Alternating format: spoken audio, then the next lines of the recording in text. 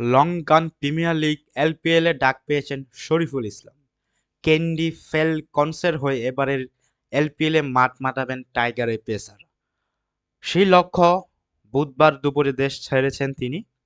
মূলত পাকিস্তানি পেসার মোহাম্মদ আলী খানের পরিবর্তে সুযোগ পেয়েছেন শরীফুল ইসলাম। এলপিএল শেষ করে টাইগারের পেসার যোগ দেবেন কানাডার গ্লোবাল টি-20 লিগে। শরীফুল ছাড়াও এ লিগে খেলবেন সাকিব আল হাসান, রিশাদ হোসেন ও মোহাম্মদ সাইফ উদ্দিন। তবে আপাতত এলপিএলে নিজের নজর রাখছেন শরীফুল। সর্বশেষ আইপিএলে সুযোগ থাকলেও খেলতে পারেননি শরীফুল। সেই আক্ষেপ দূরে রেখে স্বপ্ন নিয়ে এলপিএলে খেলতে যাচ্ছেন তিনি।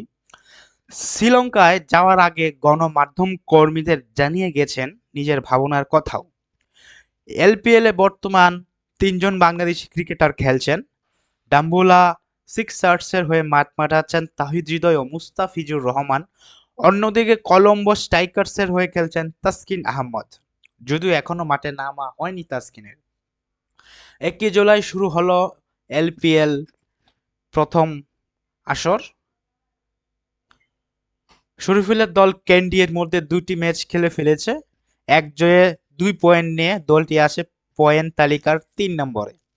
তো ধন্যবাদ সকলকে আমাদের এই চ্যানেলটির সাথে থাকার জন্য। সবাই চ্যানেলটিকে লাইক করবেন, ভিডিওটিতে চ্যানেলটিকে সাবস্ক্রাইব করবেন। আর আমাদের সাথে থাকার জন্য সকলকে অসংখ্য ধন্যবাদ। নতুন ভিডিও পাওয়ার জন্য আমার চ্যানেলটিকে লাইক সাবস্ক্রাইব করে রাখবেন। ধন্যবাদ সবাইকে। আসসালামু আলাইকুম।